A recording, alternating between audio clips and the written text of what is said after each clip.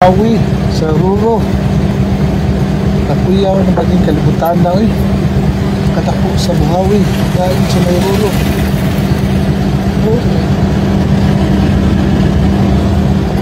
Katako sa Buhawi. Saan naman na ay Buhawi sa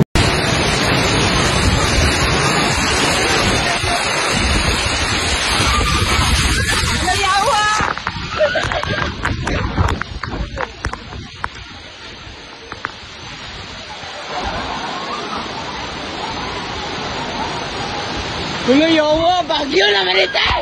What the fuck? Ah, Lord! Ah.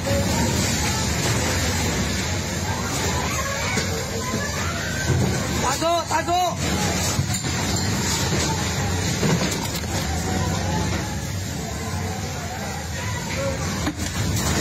Lord! Tama na, Lord! Lord! Tama na, Lord!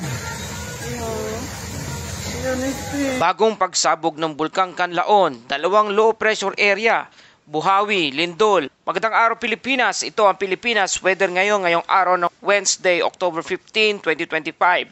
Sabay-sabay na umusok, umuulan at umuugong ang mga natural na kaganapan sa ating bansa. Bulkang Kanlaon sa Negros Island nagbuga ng makapal na usok at abo ngayong umaga. Dalawang low pressure area, isa sa loob ng Philippine Area of Responsibility at isa sa labas, patuloy na binabantayan. Posible mag-iisang bagyong Ramil. Buhawi at Ipo-Ipo sa Davao at Cebu nagdulot ng takot sa mga residente. At ang Lindol sa Davao Oriental na ramdam hanggang Visayas. Mga kababayan, ito ang Pilipinas weather ngayon, ang inyong gabay sa ulan, init, hangin, lindol at bulkan. Kung bago ka lang sa ating channel, please like, share, and subscribe para lagi kayo updated sa panahon. Salamat sa iyong suporta. Layunin natin maghatid ng malinaw, maasahan at madaling maintindihan na ulat, panahon at kalamidad sa araw-araw. Mga kababayan, ayon sa Pag-asa, may dalawang namataang low pressure area o LPA. Ang una ay nasa 130 kilometers east-southeast ng Baler, Aurora. At ang pangalawa naman ay nasa karagatan ng Camarines Norte, malapit sa Benzon area. Bagamat wala pang bagyo sa ngayon, parehong nagdadala ng maulap na kalangitan at malalakas na thunderstorm sa Luzon at Visayas. Sa madaling salita, kahit walang bagyo, sa pangalan parang dalawang bagyo na ang epekto ng ulan at hangin. Para sa ating Luzon forecast sa Metro Manila, Calabarzon, Aurora, Nueva Ecija at Bulacan, maulap na may kalat-kalat na pag-ulan at kulog. At Bicol Region at Mimaropa, may thunderstorm lalo na sa hapon at gabi. Sa Northern Luzon, bahagyang maulap, may isolated light rains. At paalala, mag-ingat sa flash flood at landslide lalo na sa Quezon, Aurora at Bicol Region. At sa Visayas at Mindanao naman, dahil sa low pressure area at easterlies, halos buong rehiyon ay may maulap na kalangitan at thunderstorm. At sa Mindanao, generally fair weather, pero may mga localized thunderstorm lalo na sa hapon.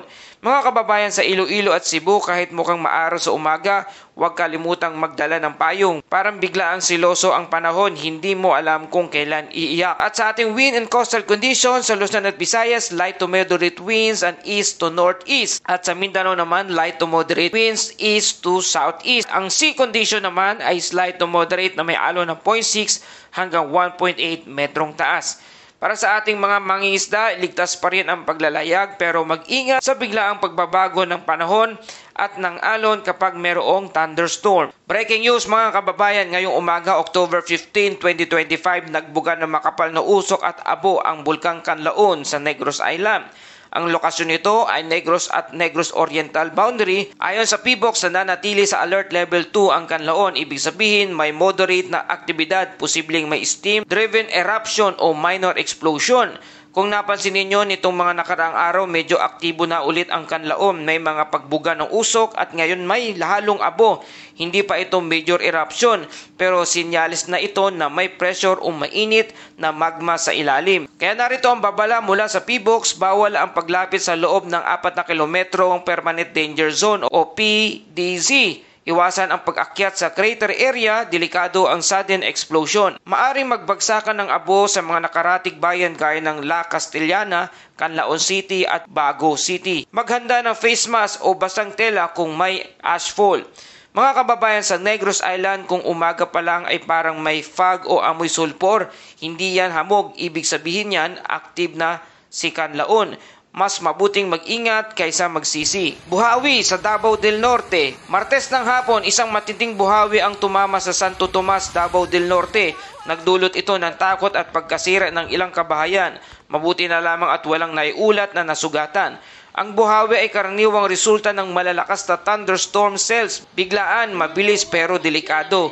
Mga taga Davao, kapag nagdilim ang ulap at may umiikot sa himpapawid, huwag nang maghintay, pumasok agad sa matibay na gusali. Ipo-ipo sa Cebu, sa Cordoba, Cebu, 2 water spout ang namataan malapit sa baybayin nitong Martes ng umaga. Makikita sa mga video ang 2 umiikot na haligi ng tubig na bumababa sa ulap.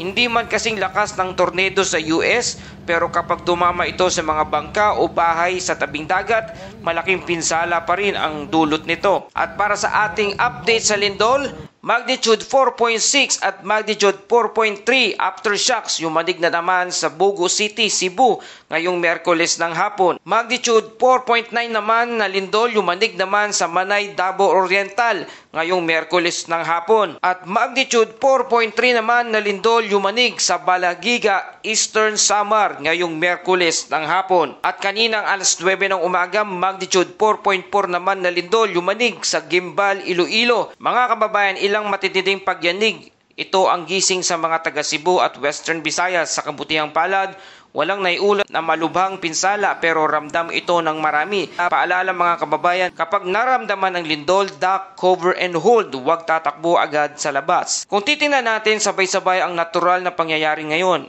may bagyong nabubuo, may aktibong bulkan, may buhawi at lindol. Pero huwag tayong mabahala bagkus maging alerto at maalam. Ang kalikasan ay hindi kalaban kundi paalala. Paalala na maghanda, mag-ingat at manalig sa Diyos na may hawak ng lahat ng ito. At dahil dito, ito ang Bible verse of the day mula sa Psalms 46 verse 1, God is our refuge and strength, an ever-present help in trouble. Mga kababayan, sa gitna ng unos at pagyanig, tandaan, ang Diyos ang ating kanlungan. Kung ang lupa ay yumanig at ang langit ay umulan ng abo, may Diyos pa ring nagbabantay sa atin. Ito ang Pilipinas Weather ngayon, ang inyong sandigan sa ulat ng panahon, kalamidad at pag-asa. Maging alerto, maghanda ng maaga at manatiling matatag sa bawat unos. Hanggang sa susunod na update. Ito ang Pilipinas Weather ngayon na lagi nagpapaalala, magihanda, magiligtas, magi-alerto, ingat tayong lahat.